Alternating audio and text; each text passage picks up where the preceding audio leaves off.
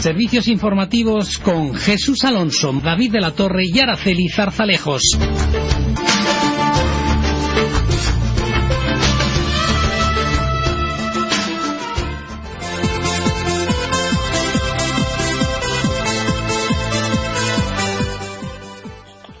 En la sección de personas ilustres de Morata, hoy hablaremos de un ilustre jesuita, el padre Esteban Páez, nacido en Morata en 1548. Historia que nos contará Jesús Antonio de la Torre Briceño, licenciado en Historia del Arte, escritor, autor de varios libros, entre ellos uno muy especial, Historia de la Villa de Morata de Tajuña. Buenos días, Jesús Antonio, gracias por aceptar esta entrevista. ¿Qué tal? ¿Cómo estás? Yo muy bien, gracias a vosotros por entrevistarme. Muy bien, pues tengo que decirte, antes de empezar la entrevista, que me parece un privilegio hablar con la persona que ha escrito este libro tan importante sobre Morata. Enhorabuena, de verdad. Muchas gracias. Muy bien, pues cuando quieras. Hablaremos del ilustre jesuita, el padre Esteban Páez. Nació en Morata en 1548 y, bueno, te iba a preguntar, antes de dedicarse a las misiones, se dedicó a qué, a la enseñanza, ¿no? ¿Y qué más? No, cuéntanos. O sea, nació en Morata en 1548. La cita es de un libro de biografía de la Compañía de Jesús, porque fue uno de los principales, de los primeros jesuitas que hubo en España. Sí. Desgraciadamente en la guerra se perdieron los libros sacramentales, que debieron arrancar como los pueblos, los pueblos limítrofes, el de Perales, que arranca en 1530, y el de Argana en 1525. Seguramente, claro, estaba registrada la partida de bautismo de Esteban Páez, pero como digo, se perdieron. Entonces, pues ingresó la Compañía de Jesús, que entonces era, pues, como son ahora todavía, la élite intelectual de toda la Iglesia. Y entonces, pues, debió vivir en Morata, de joven, y estudió en el noviciado que tenía la Compañía de Jesús en Alcalá de Henares. Entonces, esta fue San Ignacio de Loyola, fue un militar que en el siglo XV, principio del XVI, pues cayó herido, y entonces fundó una compañía de regulares, es decir, de sacerdotes, pero que tenían vida monástica, vivían en comunidad. Y entonces lo que te digo, se dedicaron principalmente a la enseñanza. Entonces, el padre Páez estudió en el noviciado de los jesuitas en Alcalá de Henares, que actualmente es la Facultad de Derechos. Entonces se llamaba Patio de Mataperros. Tenía una casa pequeña, pero luego construyeron una iglesia que es copia exacta, o copia bastante fiel, por así decirlo, de la iglesia del Jesús de Roma. Y en lo que era el colegio, pues ahora es la Facultad de Derecho. Y entonces, como digo, el fundador de la compañía, San Ignacio, muere en 1556, o sea, cuando Esteban Páez todavía era muy jovencito. Y los 100 años de la compañía fueron, pues, un periodo de expansión, llegando a tener, como digo, el monopolio de la enseñanza, sobre todo de la enseñanza superior, las universidades. Sí. Entonces, ahí a los de se deshacen. Pero no te muevas mucho de ahí porque se te va la cobertura. Quédate en un sitio así, que te oigamos bien, porque es muy interesante la historia. A ver, yo quería preguntarte también, ¿hasta cuándo estuvo en Morata? ¿Sabemos cuándo se marchó? Pues yo estaba de joven, entonces seguramente, pues, como los jesuitas tenían también un local, tenían un lugar, bueno, pero eso ya posterior, de descanso. Sí. Jesús, se te va. Se te ha ido la cobertura. Jesús Antonio. A ver, Jesús. Hola. Jesús Antonio. Sí, ¿me oís ahora? Oye, ahora sí. No, perdón, es que aquí hay problema de esto. Entonces, lo que te digo, tenían ellos, no. Es que se te va la cobertura. Si tienes otro teléfono fijo y se lo das a la emisora. Espera, aquí ya estoy en el patio, aquí yo creo que se ve. Entonces, ahora tenían el noviciado en Alcalá de Henares, allí estudió, y entonces, te digo, los 100 años de la compañía, los primeros fueron de expansión, sobre todo expansión en universidades de España y de América. Pero antes de dedicarse a las misiones, que se dedicó a la enseñanza y explotación, ¿no? Sí, tenía fincas en Arganda. Entonces, aquí de los primeros jesuitas que hubo en parroquias está el padre Bustamante, que estuvo aquí, que fue arquitecto de la iglesia de Carabaña, estuvo de Carabaña, y entonces una de las condiciones, sobre todo ahora previas, entonces también es que tenían que tener, aparte de la ordenación sacerdotal, tener una profesión. Entonces había arquitectos, había médicos, sobre todo profesores, la gran mayoría. Entonces, antes de irse a América, el padre Páez, ya ordenado, que seguramente pasó por Morata, alguna misa debió celebrar en su iglesia, se fue a Nápoles. Y allí, pues ahora, entonces era parte de la corona española y ahora es Italia. Entonces, pues allí estuvo de profesor y, como dije antes, como tenían el monopolio de toda la secundaria y sobre todo la universitaria, hubo varios rectores de la Universidad de Alcalá que fueron jesuitas. Entonces de Arganda hubo dos, el padre Peinado y los Sancho Granado. Bueno, Sancho Granado fueron 2 o 3 rectores de la Universidad de Alcalá de Henares. Entonces fue nombrado en 1581 rector del Colegio de la Compañía de Caravaca de Murcia. Entonces era director de una facultad, o sea, era el decano de la facultad, por así decirlo. Sí. En 1587 fue elegido provincial de los jesuitas de la provincia de Toledo. Toledo, que entonces la división jesuítica de la provincia de la península ibérica, que estaba dividido en Castilla, que en 1616, cuando muere, bueno, Páez murió antes, pero cuando muere Cervantes había 600 jesuitas en Toledo, 570 en Andalucía, y la provincia de Toledo prácticamente era la mitad de toda España, iba desde Guadalupe al oeste, Lorca por el este, Murcia, Segovia al norte y Cazorla al sur, o sea que era prácticamente toda la península ibérica. Entonces un cargo importantísimo, equivalente al de obispo, claro, pero los jesuitas no podían ser obispos porque solamente podían serlo por mandato papal, cosa que se ha quitado porque el actual papa es jesuita. Entonces los jesuitas normalmente estaban en parroquias, pero normalmente estaban en parroquias, por ejemplo, como en Arganda, que tenían una finca, y entonces dependían esto del Colegio Imperial de Madrid, que es actualmente el Instituto de San Isidro. Sí. Entonces tenían la finca de Arganda, la finca de Torrejón, que es la casa grande, que he escrito 2 libros de las 2 casas, y me ha faltado Valdemoro, que era la tercera.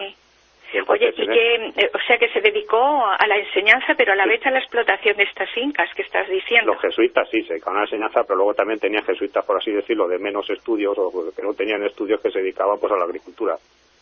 Y en Arganda por lo menos llegaron a tener el monopolio de las viñas, hasta tal punto que Carlos III los expulsó de Arganda en 1764. Porque la gente se quejaba que no podían contribuir a la Real Hacienda, claro, no tenían fincas, tenían prácticamente todas las órdenes religiosas, que había 11. También tenían fincas en la Vega de Morata, tenían también muchas viñas. Entonces era territorio de Morata, era esa Arganda en la Fuente del Valle, que es la parte esta que sube desde según María Arganda a Morata. Tenían prácticamente toda esa zona de viñas y de olivares. Y entonces, como digo, como fue nombrado provincial de Toledo, y luego luego se fue a México. Desde allí pues tuvo poco tiempo, que entonces México era la principal, por así decirlo, diócesis de la América hispana, y allí ejerció la enseñanza, sobre todo el apostolado. Entonces todavía quedaba mucha población indígena, que los españoles que hicieron la gran labor, sobre todo la alfabetización de los indios y la expansión de nuestro idioma. Pues nuestro idioma se habla prácticamente en toda América del Sur, bueno, y parte de América del Norte. México es América del Norte. Sí, gracias también a estos misioneros, ¿verdad?, que siempre pues han dedicado su vida a las misiones y a la enseñanza. Y sobre todo, gracias a ellos se han conservado, a pesar de que la leyenda negra que nos han dado los españoles ha conservado sobre todo las razas indias. Porque estos fueron los primeros que consideraron a los indios como personas, no los consideraban como salvajes. Entonces a los indios los incorporaban a sus misiones, por ejemplo las misiones jesuíticas del Paraguay, son sitios espectaculares, vamos, y de hecho todavía hay muchas poblaciones, y sobre todo la arquitectura de Lima, de muchos sitios son de jesuitas. Entonces lo que se refleja muy bien por la célebre película La Misión. Se veía el jesuita más avanzado que los clérigos de su época. Sí, y se marchó a Lima como visitador. ¿Qué significa? ¿A Lima qué fue después? Era preceptor. El inspector todos los jesuitas tenían ya una importancia muy importante, o sea, tenían ya muchas misiones muy importantes y estaban en construcción. Entonces debía de tener conocimientos de arquitectura. Entonces, pues digo, las misiones estaban a lo mejor en plena selva, en un altiplano, y claro, eso contribuyeron mucho a la expansión. Y de hecho España era sobre todo con la reina anterior, la reina Sofía, ha ido bastante a América, y España ha reconstruido algunas de estas misiones que son edificios singulares, ¿no? Sí. Entonces, sí, dime. Entonces estuvo allí en Lima y luego volvió a España otra vez. Y entonces ocupa el cargo de rector de la Casa Profesa de Toledo. La Casa de Profesa de Toledo en la actualidad es uno de los colegios principales de la Universidad de Castilla-La Mancha. Y lo que tiene de espectacular pues, ha sido su impresionante iglesia, que es una iglesia un poquito menor que la catedral, que se ve desde todo Toledo, sobre todo la cúpula de la iglesia jesuita de San Ignacio, parece que se llama. Es enorme y toda es una iglesia, vamos, que está hecho por el hermano Bautista, que era uno de los grandes arquitectos del barroco español. Entonces allí estuvo el padre Páez, pues sobre todo cuando se estaba construyendo, pues digo, estaría dirigiendo el colegio universitario y la obra. Ya. Entonces, yo y luego murió el 15 de noviembre de 1613, murió en Lima, ¿no? Sí, luego en 1594 volvió otra vez. Sí, ahí, su labor pastoral, y de allí se trasladó a Perú. Todo en Perú cuando debían estar construyendo sobre todo la Catedral de Lima y alguna jesuita, y allí es donde muere. Y entonces, lo que he dicho, pues es hicieron una gran labor. Si todo, claro, desgraciadamente, bueno, para mí, claro, pues no sé si todavía con esto de Internet habrá opción, hizo un manuscrito que se conserva en la Universidad de México. Era el padre Páez, pues, cuenta cómo entonces era la evangelización y la carta que tiene del padre Aquaviva, que era entonces el general de los jesuitas. Que los jesuitas en aquella época tenían estructura militar. Entonces, pues era el general, el jefe de ellos. Y pues así a grosso modo... En Morata no hay nada, ¿no? No tengo más datos de él. Lo que digo son datos de que ellos, sobre todo, como digo, son una compañía intelectual, tienen muchísimo escrito. Entonces, claro, pues estaba la biografía del padre Páez, pero vamos, padre Páez eran unos párrafos. Entonces es un ilustre jesuita nacido en Morata y poco más sabemos de él. Claro. Eso que se pasó unas misiones, fue profesor y un importante cargo de la compañía. Entonces, en la actualidad, porque ahora ya los jesuitas pueden ser obispo, hubiese sido obispo de alguna sede, por ejemplo, de México, que es uno de los grandes obispos de la Iglesia Católica actualmente. Sí. Entonces no sabemos si existe algún documento de él en Morata, no sabemos. En Morata no, desgraciadamente, si de existir algo, pues lo digo, la guerra civil se desapareció con el archivo. Entonces, pues sí, seguramente en los libros, en el libro de bautismos estaría, y luego pues en los libros de visitas pues estaría alguna misa que hizo, algún funeral. Seguramente. De Nápoles pues pasó por Morata. Antes de ir a Toledo, claro, pues tuvo que entre Alcalá y Toledo, tuvo que pasar obviamente por Morata, pues seguro, también visitó a su familia. Pero vamos, son suposiciones ciertas, claro, porque entonces es la carretera, el eje no es como actualmente que tenemos de hacia el este, Madrid-Valencia, entonces el eje era Toledo-Alcalá. Entonces la provincia ibérica seguía la antigua disposición de la calzada romana, la galeana. Entonces era el camino natural, claro, lógicamente pasó por Morata, claro, varias veces y seguramente pues estuvo con sus familiares allí, claro. Ya, pues parte de esta historia quizás se pueda encontrar en el blog de documentos históricos de Morata, del historiador morateño Agustín Viranzo Sánchez. Sí, fue compañero mío del instituto, entonces pues ahora digo es más fácil, que entonces yo en aquella época escribí una carta a los jesuitas de México, pero no me contestaron. ¿No te contestaron? Le solicitaba pues una copia, pero una carta que también, no sé, parece que llegó también a escribir, entonces era Luciano el concejal y llegó también a escribirlo, pero no tuvimos respuesta. Entonces este manuscrito está seguro en la Universidad Autónoma de México y allí se conserva. Entonces claro, cualquier morateño, cualquier persona que vaya a México, pues allí podrá consultarle, incluso a lo mejor sacar una copia, que es la única forma de hacerse con él. Claro, pues igual Agustín, como digo, Viranzo Sánchez Bravo, que bueno, sabemos que tiene un blog también muy interesante y estuvo también con nosotros aquí en este espacio de Personas Ilustres y nos habló de la historia del Marqués de Leganés, muy interesante también. O de Altamira, Marqués de Leganés, sí. O ese sí, de Altamira. Bueno, pues aquí aprovecho para dar las gracias a todas las personas que estáis colaborando en esta sección para poner en valor a hombres y mujeres ilustres, embajadores, que han elevado el nombre de Morata a nivel mundial, ¿eh? Sí, en este caso sí. En este caso tuvo la expansión por Europa y América. Entonces, pues claro, también hay muchos investigadores de la Compañía de Jesús, entonces pues no sé si claro, digo que es que ya hace 20 años que hice el libro de Morata y luego posteriormente hice 2 libros más de la Compañía de Jesús, el de la Casa del Rey de Arganda y el de la Casa Grande de Torrejón. Pero claro, me centré en los jesuitas de esos pueblos. Entonces el padre lo que te digo, seguramente habrá datos de él.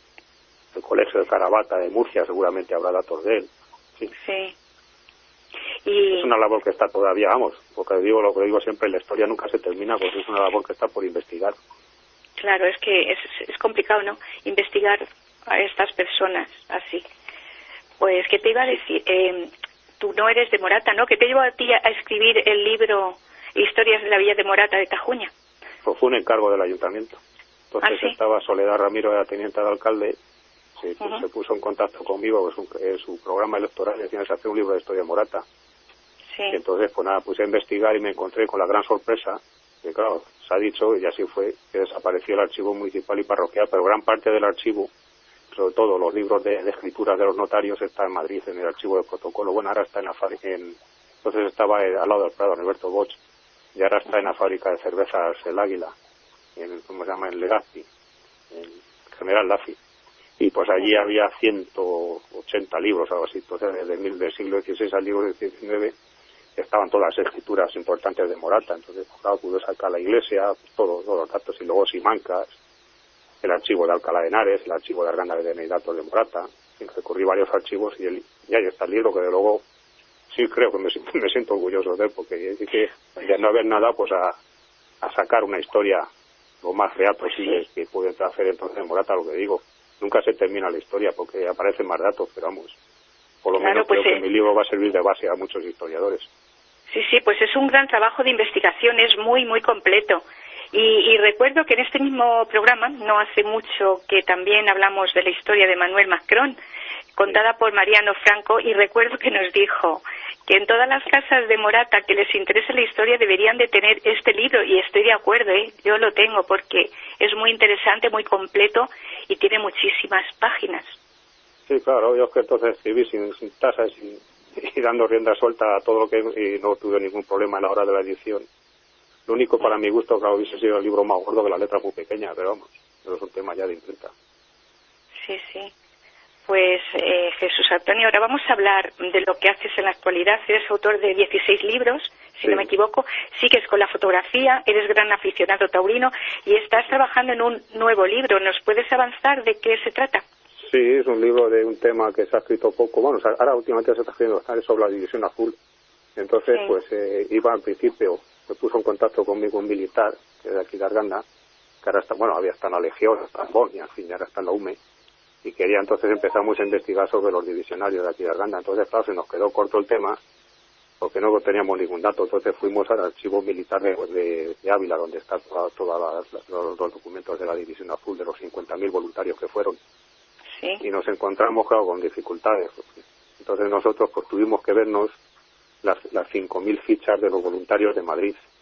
Entonces, claro, ya con ese material hicimos una lista de todos de la provincia y ampliamos a toda la comarca: Chinchón, Morata, Arganda, Campo Real, bueno, Valdilecha, todos los que fueron de aquí. De Morata fueron 14 y uno de Arganda que era fontanero, que luego vivía allí.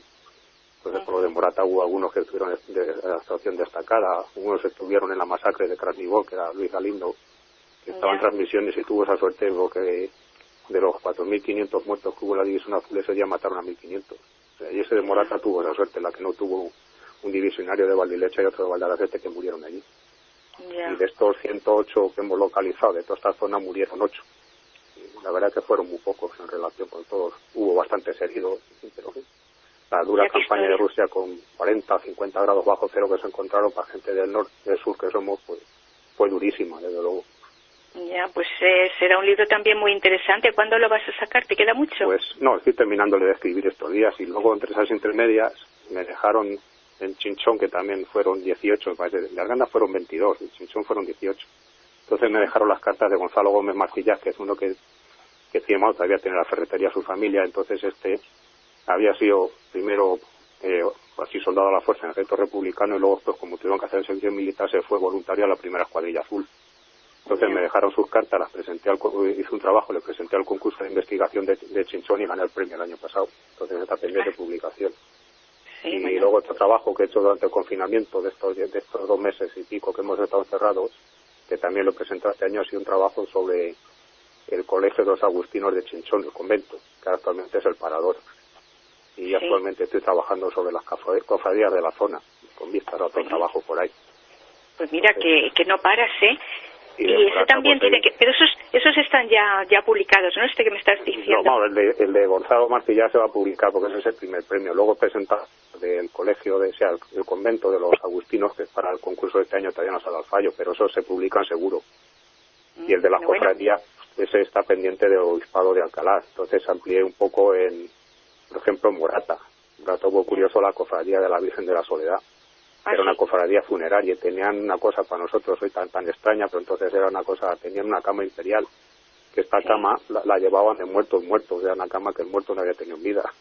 Fíjate, qué curioso, ¿eh? En aquella época, pues ya ves, a finales del siglo XIX debía ser un pobre hombre que tenía un camastro, una cama de esa de metal dorada, en fin, debía ser una cosa que hemos indagado, pero no sabemos dónde fue a parar la cama imperial de la cofradía de la Soledad.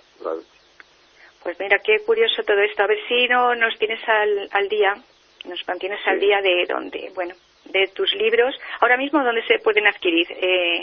Los tienen normalmente, el de Morata los tienen en el ayuntamiento, y los que publiqué del Grande del Ayuntamiento, de la Casa Grande, normalmente no están en distribuidoras, o como ha sido libros de tema local, pues los tienen los ayuntamientos. El de Chinchón, cuando salga, sí, el ayuntamiento le tendrá, claro.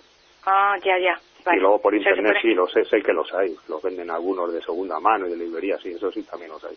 Bueno, que se pongan al habla contigo, poniendo tu nombre, seguramente que aparecerá. Sí, en internet en sí. Facebook, aparezco, sí. En internet, sí. Bueno, pues ahora ya una curiosidad para ir finalizando. Trabajas donde naciste, en el Hospital General, que hoy es el Museo de Reina Sofía, ¿no? Desde 1987. Sí, yo empecé las casualidades de la vida, empecé a trabajar el día de mi cumpleaños donde nací. Bueno, aprobé una posición primero y estuve de interino en el Museo Sorolla, y luego seguí de interino en el Reina Sofía hasta que aprobé la posición y allí me he quedado. Bueno, ¿y qué se siente al trabajar en un museo rodeado de tanto arte? Pues ya, pues es una cosa que estoy aprendiendo de arte moderno, lo que nunca estudié en la universidad. Entonces, pues ahora hay posiciones, ahora la de Mondrian es una exposición fabulosa que recomiendo su visita. La exposición que hubo de Dalí, las que ha habido de Picasso, cuadros que en la vida no los vamos a poder ver, como ejemplo los relojes blandos de Dalí, que es un cuadro no mucho mayor que un folio que solamente se vio allí, que en Nueva York no, o sea, está en un museo en Nueva York, porque hay que desplazarse a Nueva York para verle. Ya. Y allí estoy, por las tardes, con esto de la pandemia va poca gente, pero vamos, sí, el museo sigue abierto, que es lo principal. Claro. Bueno, muy bien, pues para finalizar, enhorabuena por todos estos trabajos que aportan a la sociedad una riqueza de gran valor histórico. Y solo pedirte ahora que qué mensaje darías a quienes nos escuchan, en especial de Morata, que tanto, bueno, y de Arganda, que es donde, no sé si es en Arganda donde vives o donde estás. Sí, vivo en Arganda, pero bueno, sí. Vives en Arganda, vale. Pues tienes, con este vínculo que tienes con Morata, pues un mensaje. Pues un mensaje que digo que lo que he dicho siempre, un libro de historia nunca se acaba. Yo hoy, en aquella época, hace 20 años, hice lo más completo que pude. Hoy, si hubiera una segunda edición y tuviera que escribir el libro de Morata, seguro sería mucho más intenso, porque he encontrado muchos más datos. Es lo que digo siempre, la historia nunca se termina. Y la historia la hacemos nosotros todos los días, con nuestro discurrir cotidiano. Pues sí, ciertamente, claro. Pues eso es mi mensaje. Y una vez más, agradecimiento al pueblo de Morata por el cariño que me tienen. Sí, porque por tu libro desde luego eres muy conocido y muy querido, que yo sepa, vamos, se tiene una altísima consideración, y por eso yo quería también haber conectado contigo, porque era la curiosidad de saber de esta persona que ha escrito este libro tan interesante, y bueno, y eso es. Yo estoy dispuesto a seguir escribiendo de toda la zona, porque lo que hago es lo que te digo, y en periodos trágicos como tenemos ahora, por ejemplo, que para mí fue muy duro el confinamiento, pues mira, salió el libro del parador de Chinchón. Lo aprovechaste ahí. Que es lo que me gusta hacer, cada tantos días y tantos días sin poder hacer nada, que lo que podía hacer, escribir. Escribir, claro. Muy bien, pues Jesús Antonio de la Torre Briceño, muchísimas gracias de nuevo, y ánimo a nuestros oyentes a que hagan un recorrido por la historia de la Villa de Morata a través de tus libros y de otras ciudades. Sí, bueno, yo estoy dispuesto, como siempre, ya he dado varias conferencias en Morata y siempre que me requieran no voy a decir, no, o sea que estoy dispuesto. Pues me alegro muchísimo. Muchísimas gracias y un abrazo fuerte. Igualmente a vosotros. Adiós.